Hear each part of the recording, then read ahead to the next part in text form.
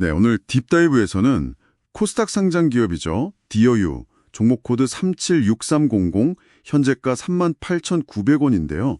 이 디어유에 대한 투자 분석 보고서들을 좀 깊게 들여다보겠습니다. 공유해 주신 자료들을 보니까 최근에 그 3분기 실적 발표가 있었잖아요. 그 이후로 굉장히 큰 변화를 맞고 있는 것 같아요. 디어유의 현재 상황, 그리고 미래 전망까지 담겨 있네요. 맞습니다. 핵심은 역시 그 실적 쇼크라고 봐야겠죠. 그 이후에 디어유를 좀 떠받치던 기존의 성장 기대감, 특히 많은 기대를 모았던 그 중국 시장에 대한 전망이요. 이게 크게 흔들렸다는 점입니다. 그래서 이제 시장의 눈은 디어유가 새롭게 제시한 카드, 바로 미국 시장 쪽으로 향하고 있어요. 이번 딥다이브의 목표는 이런 급격한 변화의 맥락을 좀 짚어보고 또 현재 시점에서 디어유의 투자 포인트를 객관적으로 점검하는 거라고 할 수 있겠습니다. 예상치 못했던 중국 시장에서의 부진, 그리고 또 그 대안으로 제시된 미국 시장으로의 과감한 방향 전환, 정말 상반된 상황인데 이런 상황 속에서 당신은 무엇을 가장 중요하게 봐야 할까요? 자, 이제 본격적으로 한번 파헤쳐보죠. 일단 디어유가 어떤 회사인지부터 명확히 할 필요가 있겠어요. 자료를 보니까 디어유 버블이라는 서비스가 1심이던데요. 이게 정확히 뭔가요? 아, 버블이요? 네. 그건 아티스트하고 팬이 마치 1대1로 비공개 메시지를 주고받는 것처럼 소통하는 유료 구독 서비스입니다. 팬은 이제 월 구독료를 내고요. 아티스트가 직접 보내는 듯한 그런 개인적인 메시지를 받으면서 답장도 할 수 있는 그런 경험을 얻는 거죠. 여기서 중요한 건 이게 일회성 매출이 아니라는 거예요.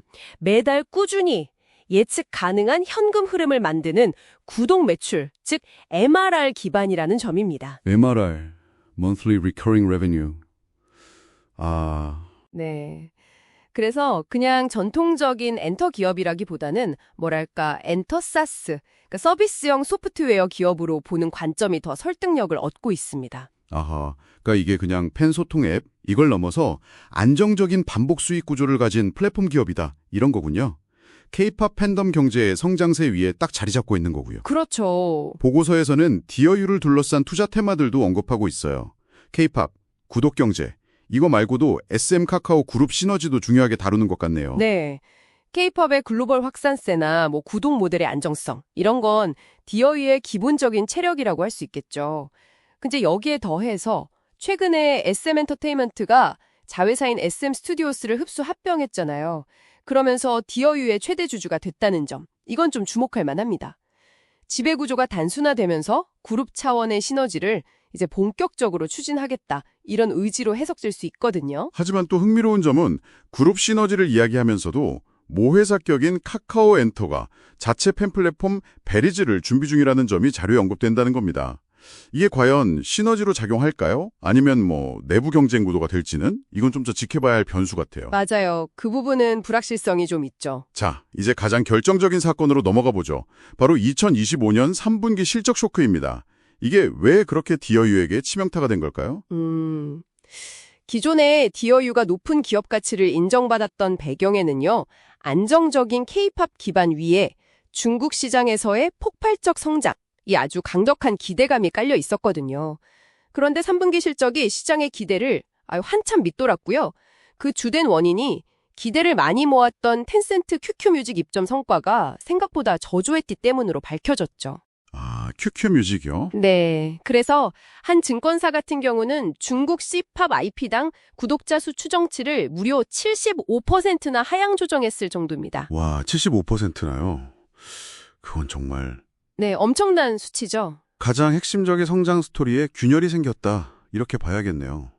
그러니 증권사들도 목표 주가를 연이어 내릴 수밖에 없었겠고요. 그렇죠. 신뢰도에 타격이 컸습니다. 근데 중국에서 이렇게 예상치 못한 벽에 부딪히자마자 디어유는 곧바로 미국으로 방향을 틀었어요.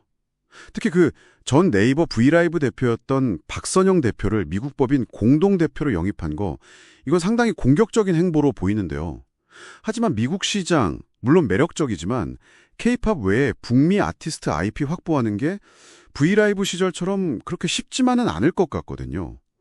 박선영 대표 영입만으로 중국 시장 부진을 만회할 확실한 돌파구를 기대해도 좋을까요? 좀 어떨까요? 그거 정말 날카로운 지적이십니다. 말씀하신 대로 미국 시장 공략은 K-팝을 넘어서 북미 현지 아티스트 IP를 직접 확보해야 한다는 점에서 중국과는 또 다른 차원의 도전이에요. 박 대표 영입이 분명 강력한 의지의 표명이긴 하지만 그게 성공을 담보하는 건 아니죠, 당연히. 그럼에도 불구하고 이 결정은 디어유의 투자 논리가 기존의 그 중국 성장 기대감에서 미국 시장 확장 가능성으로 완전히 재편됐다는 걸 시장에 알리는 중요한 선언이었습니다. 그러니까 중국 시장의 불확실성에 대한 대안으로 미국을 정면으로 겨냥한 것이죠. 그렇다면 현재 주가 38,900원. 이 가격은 이런 충격과 방향 전환이라는 복잡한 상황을 어느 정도 반영하고 있다. 이렇게 봐야겠군요. 보고서들을 좀 종합해보면 단기적으로는 한 42,000원 정도를 보수적으로 보는 시각도 있는 것 같은데 과거의 높은 기대치가 반영됐던 고점이나 일부 증권사의 과거 높았던 목표가와는 분명 거리가 있어 보여요. 정확합니다. 현재 주가를 둘러싼 긍정적 요인, 그러니까 상생 요인으로는 말씀하신 미국 시장 진출에 대한 기대감, 그리고 SM 합병을 통한 지배구조 단순화와 시너지 기대, 또 꾸준한 국내외 IP 확장 노력, 이런 것들이 있겠죠. 그리고 단기 급락에 따른 기술적 반등 가능성, 소위 말하는 과매도 인식도 있고요. 네네. 반대로 부정적 요인, 하락 요인은 역시 3분기 실적 쇼크로 확인된 성장성 둔화 우려, 특히 중국 시장에서의 불확실성은 여전하고요. 또 위버스나 아까 언급된 베리즈 같은 경쟁 심화 문제, 그리고 전반적인 시장 불안정성, 이런 것들을 들 수 있겠습니다. 최근에 나타난 주가 반등도 보니까 실질적인 펀더멘털 개선이라기보다는 주가가 너무 많이 빠졌다. 이런 기술적 인식, 과매도 인식이죠. 거기에 최대 주주 변경 이슈가 더해준 영향이 크다. 이런 분석이 우세하군요. 네, 아직은 좀 그런 기술적 반등 성격이 강하다고 보는 시각이 많습니다. 정리해보면 디어유는 지금 중대한 기로에 서 있네요. 과거 성장을 이끌었던 중국 시장이라는 엔진이 삐걱거리자 위험 부담은 크지만 잠재력도 있는 미국 시장이라는 새로운 항로를 개척해야 하는 그런 도전에 직면한 거죠. 그렇습니다. 지금 디어유를 평가하는 핵심은 결국 미국 시장에서의 성공 가능성을 당신이 얼마나 높게 보느냐, 여기에 달려있다고 할 수 있습니다. 중국 시장에서의 경험에서 봤듯이 글로벌 시장 확장은 결코 장밋빛 전망만으로 이루어지지 않으니까요. 그 리스크를 잘 따져봐야 합니다. 자, 그럼 마지막으로 질문을 던져보죠.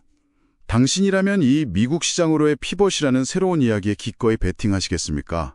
아니면 카카오의 베리즈처럼 아직 해결되지 않은 그룹 내 역학관계나 중국 시장에서의 교훈 같은 그런 불확실성에 더 무게를 두시겠습니까? 이 질문을 한번 곱씹어 보시면서 오늘 딥다이브를 마무리하겠습니다.